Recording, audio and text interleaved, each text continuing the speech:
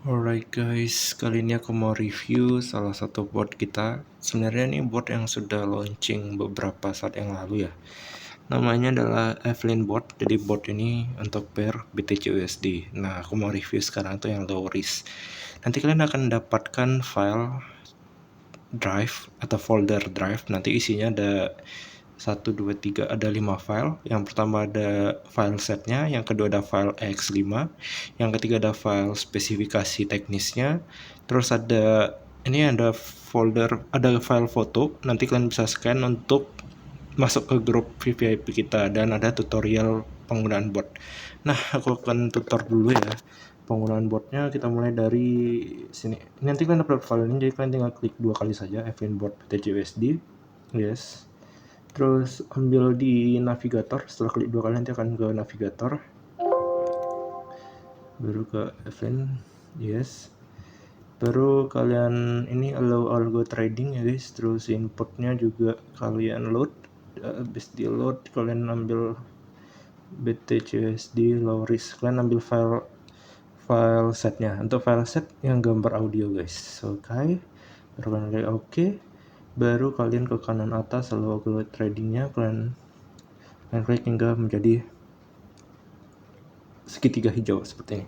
Dan sekarang sudah berjalan untuk botnya. Nah, aku mau menjelaskan dulu untuk Evelyn ini sebenarnya bot khusus untuk BTC USD.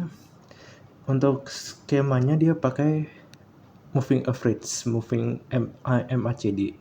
Jadi dia pakai signal MA cepat dan MA lambat 24. Untuk maximal speednya itu dia pakai 5000 dengan cut loss global. Untuk low risk itu di take profit 30% dan CL cut loss atau stop lossnya di 50%. Nah, ini ada target profit per basket, jadi per satu sesi itu di $2, trailing stop per satu sesi itu di 200 poin, dan trailing step itu di 50 poin. Jadi setiap dia 50 dia akan nambah satu posisi lagi. Dan setelah 200 seperti ini, jaraknya 200 pips, itu dia langsung cut loss.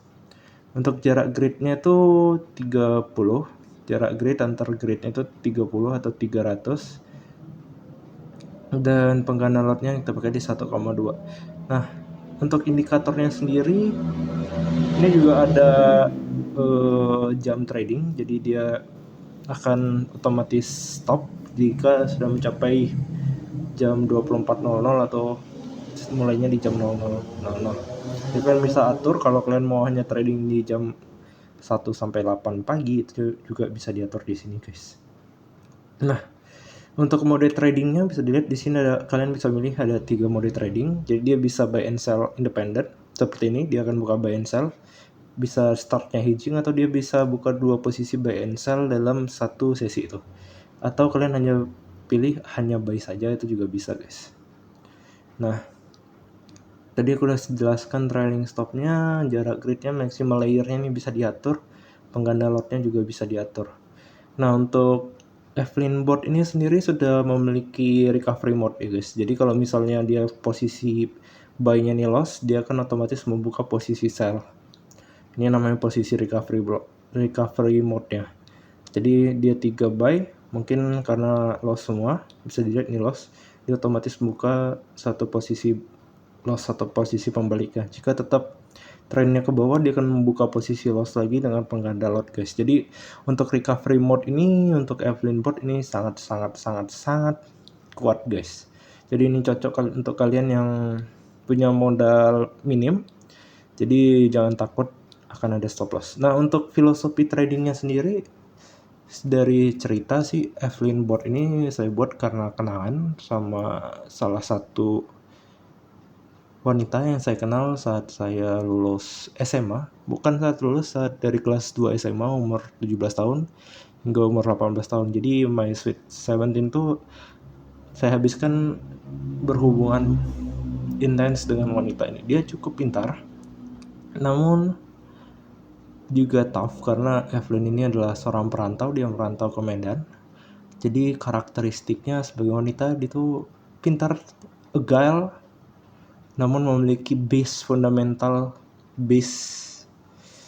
karakteristik kepribadian yang kuat, sehingga dia tidak tidak tergerus oleh volatilitas zaman saat dia merantau ke Medan untuk bersekolah SMA. Dan karena itu saya mentafsirkan untuk di board ini adalah bagaimana robot ini bisa mengikuti peer BTC-USD yang mana dia memiliki power untuk memiliki recovery sendiri ketika ada masalah-masalah besar atau ketika ada volatilitas besar yang datang. Seperti halnya Evelyn tadi, dia punya karakteristik kepribadian yang kuat untuk menjaga diri. Ini juga yang berlaku di Evelyn board ini, dimana dia punya recovery mode. Jadi dia bisa membalikkan keadaan ketika menghadapi masalah, ketika menghadapi volatilitas pasar yang kuat. Untuk Evelyn board ini sendiri juga bisa take profit dari recovery mode. Jadi even dia loss karena dia membuka posisi sell-nya 1-2 posisi, dia bisa melakukan recovery secara instant meskipun memiliki waktu yang lama. Cuman dia bisa menghalau floating loss yang tinggi meskipun membutuhkan waktu yang cukup lama. Maksudnya cukup lama karena recovery mode ini dia tetap mempertahankan posisi buy, namun dia akan membuka sesekali by stepping posisi sell-nya, sehingga profit dari sell posisi sell itu bisa membalikkan loss yang dapat dari posisi buy, hingga saat posisi buy ini bisa kembali menggenerate profit sendiri. Itu yang terjadi di Evelyn board. Filosofinya seperti itu.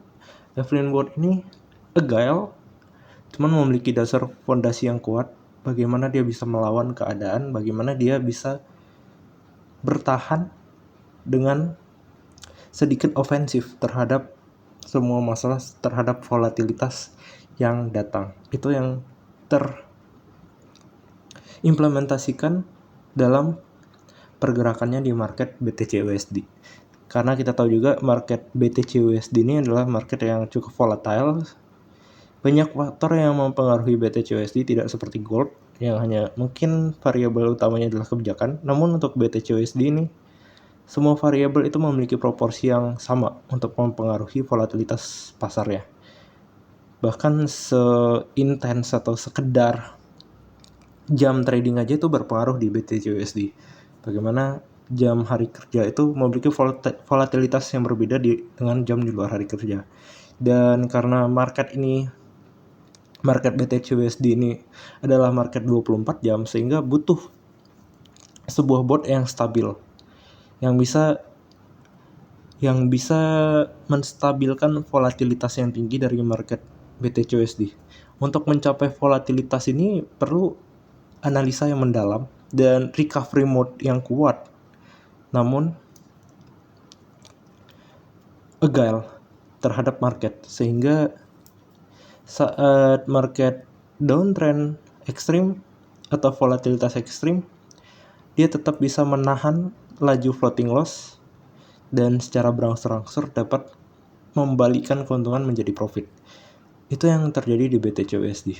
Nah, terlepas dari itu, kita akan membahas untuk pasar. Dalam beberapa hari terakhir kita melihat volatilitas gold itu cukup tinggi. Ini karena ya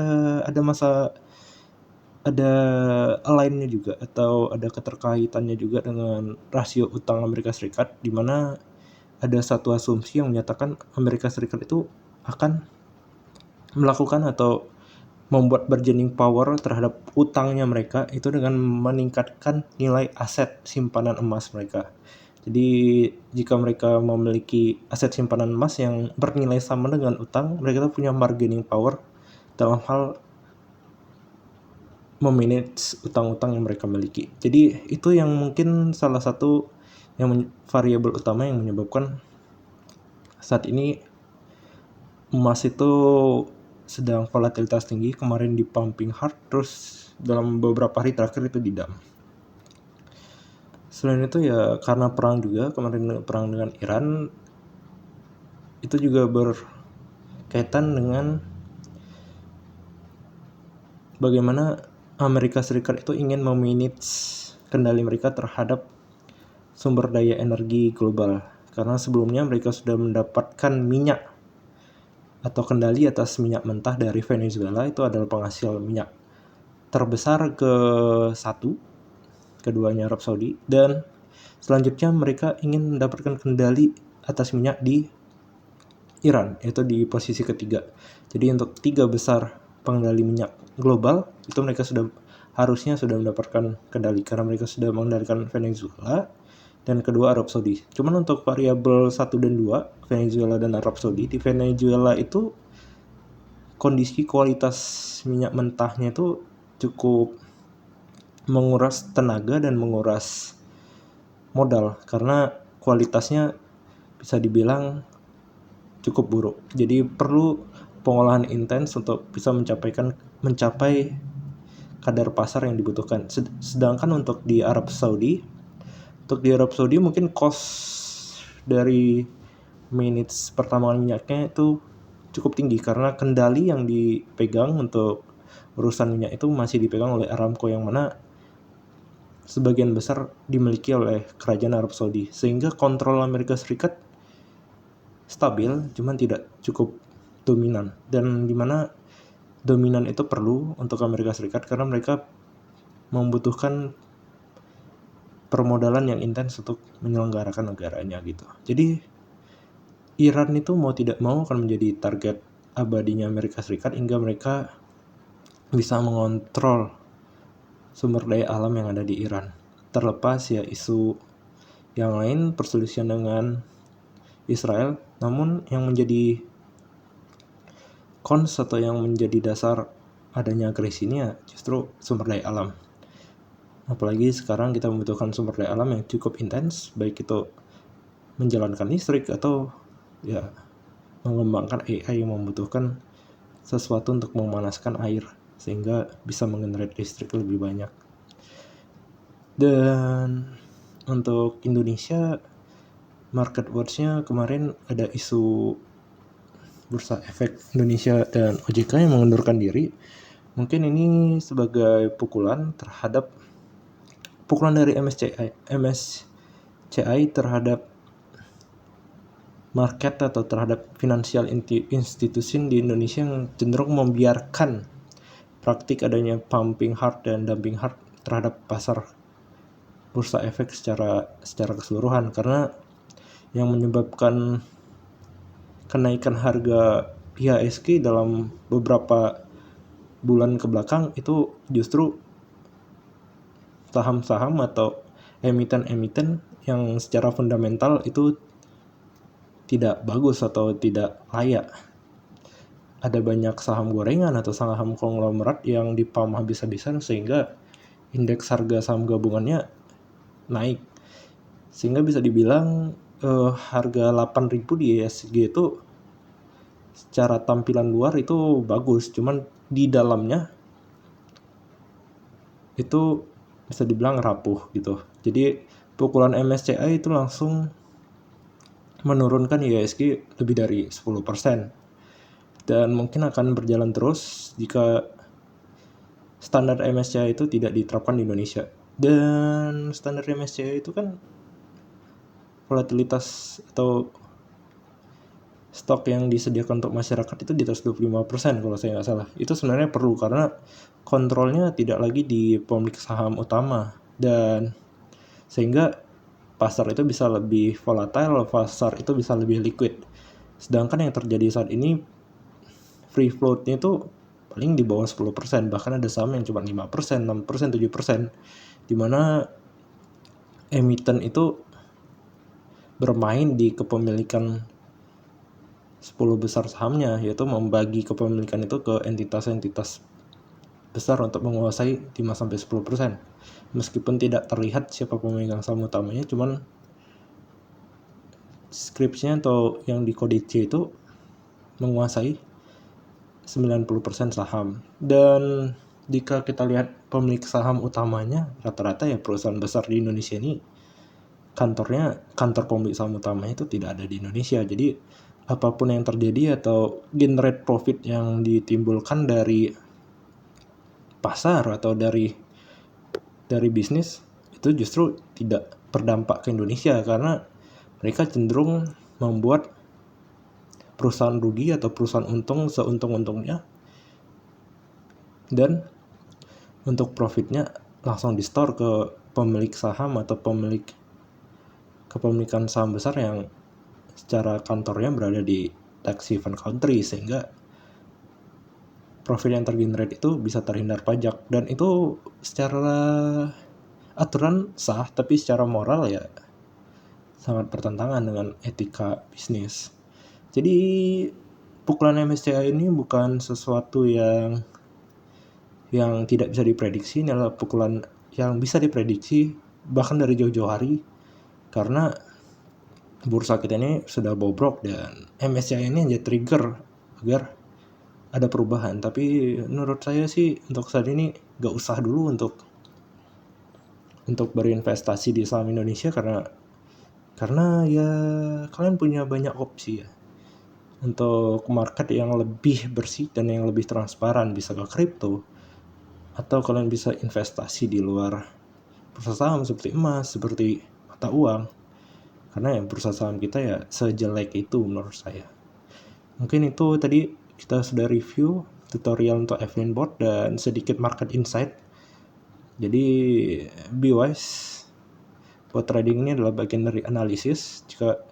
Dan saya sendiri meminta teman-teman untuk memberikan masukan bagaimana kita membuat bot trading ini berjalan sendiri sebagai salah satu penggenerate profit kita yang efektif dan efisien. Sehingga saya meminta kalau ada masukan terhadap bot trading ini, semua jenis bot trading mau masukan terhadap inputnya silahkan di chat di grup, atau ada masukan terkait promosi segala macam yang berkaitan dengan bot trading ini, mari kita sama-sama kembangkan. Sekian dari saya, terima kasih.